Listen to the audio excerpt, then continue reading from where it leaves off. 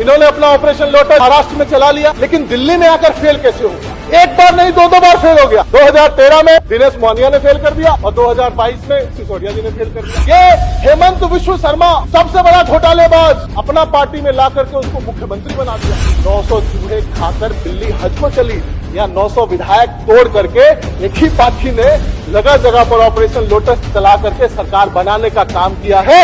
उसका नाम भारतीय जनता पार्टी है। सीबीआई और ईडी क्या बन गया है? देखिए अब ये करते क्या है? अब मुकुल रॉय सबसे बड़ा भ्रष्टाचारी था, उसको उठाकर लाए, सीबीआई किए, ईडी किए, पार्टी में जैसे ही आया पार्टी का राष्ट्रीय उपाध्यक्ष हो गया। ऐसे ही शुभेंदु अधिकारी चिट फंड घोटाला का इतना बड़ा आरोपी नेशनल मीडिया में चल रहा। अभी जैसे माननीय सिसोदिया जी न्यूयॉर्क टाइम्स दिखा रहे थे, ऐसे ही ये लोग Bharat times, Hindustan times, times of India सबके फ्रंट पेज पे दिखाते थे शुभेंदु अधिकारी। वो जब भाजपा में आते हैं तो भाजपा के लीडर ऑफ ऑपोजिशन बन जाते हैं। आज बंगाल में लीडर ऑफ ऑपोजिशन येदियुरप्पा सबसे बड़ा माफिया, उसको पार्टी से निकाल दिया, जरूरत पड़ी तो वापस ला करके फिर से मुख्यमंत्री बना दिया। सुखराम टेलीकॉम घोटाला वाला, उसको अपने पार्टी में ला करके डिप्टी सीएम बना दिए। ये हेमंत विश्व शर्मा सबसे बड़ा घोटालेबाज अपना पार्टी में ला करके उसको मुख्यमंत्री बना दिया। और ये सिंधे और सिंधिया ने जो किया खेल, उसको सिसोदिया ने किया फेल। इन्होंने अपना ऑपरेशन लोटस मध्य प्रदेश में तो चला लिया, इन्होंने अपना ऑपरेशन लोटस वहां पर में क्या बोलते हैं महाराष्ट्र में चला लिया, लेकिन दिल्ली में आकर फेल कैसे हो गया? एक बार नहीं दो बार फेल हो गया। 2013 में दिनेश मोहनिया ने फेल कर दिया और 2022 में सिसोदिया जी ने फेल कर दिया। मोहनिया जी के साथ मिलकर के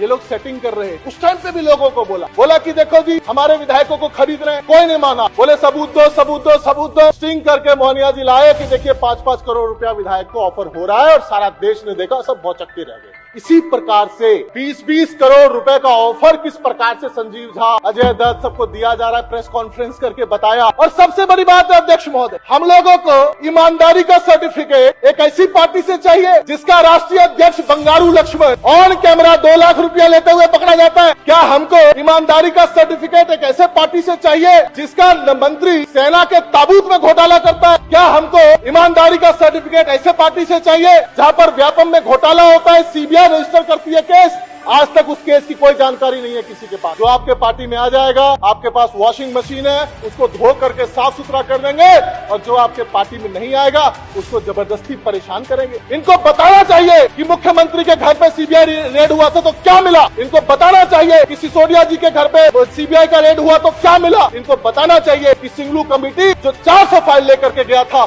आपने पूरी सरकार डिसमेंटल करने का प्रयास किया था, उसमें क्या मिला। बिना बताए इस प्रकार से करने की कोशिश हो रही है। आप दिल्ली के अंदर में सरकार में कोई एक अच्छा ऑफिसर, हम नहीं कहते सारा आईएएस ऑफिसर काम नहीं करता है, कुछ ऑफिसर बहुत अच्छे हैं। अभी दिल्ली जल बोर्ड में एक ऑफिसर बहुत अच्छा काम कर रहा था, 7 बजे सुबह उठ के चला जाता था, साइड के ऊपर में यमुना की सफाई हो इसके लिए काम कर रहा था। उसको उठा करके उसकी पोस्टिंग ऐसी जगह कर दी गई जो कि एकदम जिसको साइड पोस्टिंग बोलते हैं, ताकि कोई काम ना। दिल्ली के सरकार का काम रोकने का प्रयास कर रहे हैं। दिल्ली के मंत्रियों को जेल में डाल दो, दिल्ली के मंत्रियों को परेशान कर दो ताकि कोई काम ना हो सके। लोकतंत्र की हत्या करने का प्रयास हो रहा है। इस प्रकार से नहीं चलेगा। हम लोग तो एक ही बात कहते हैं कि ऑपरेशन लोटस सारा चीज क्यों हो रहा है? इसका जो ये भूकंप है, ये जो राजनीतिक भूकंप है, इसका एपिक सेंटर गुजरात। जैसा कि हमने कहा, ये जो नूरा कुश्ती पप्पू और गप्पू के बीच में हो रहा था, जिस दिन से आप पंजाब जीते हैं और जिस दिन से जो पंजाब से भी ज्यादा करंट आज गुजरात में देखने को मिल रहा है, और ये गुजरात में जब से करंट देखने को मिल रहा है उसी की बौखलाहट है। अगर इनकी सीबीआई और इनकी ईडी अगर ईमानदार होती, सच्ची निष्ठा से काम कर रहे होते, तो विजय माल्या पैसा लेके नहीं भाग। अगर इनकी ईडी और सीबीआई ईमानदारी से काम करती तो मेहुल चौकसी, ललित मोदी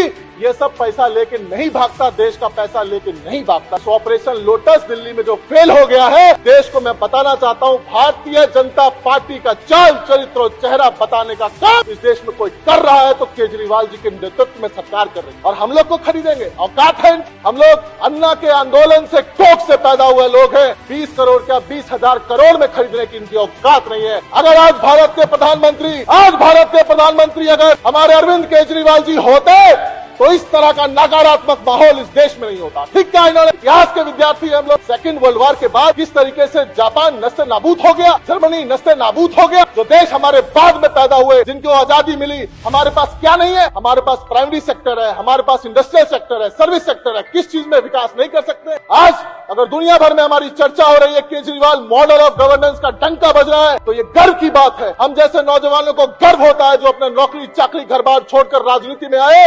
आज फक्र महसूस होता है जब न्यूयॉर्क टाइम्स के अंदर में हम लोग देखते हैं सिसोदिया जी का फोटो देखते हैं, एजुकेशन मॉडल की चर्चा देखते हैं। अंत में एक ही बात कहूंगा, देश का भविष्य हमारे केजरीवाल जी हैं। हमारे केजरीवाल जी अगर आज प्रधानमंत्री होते तो देश के अंदर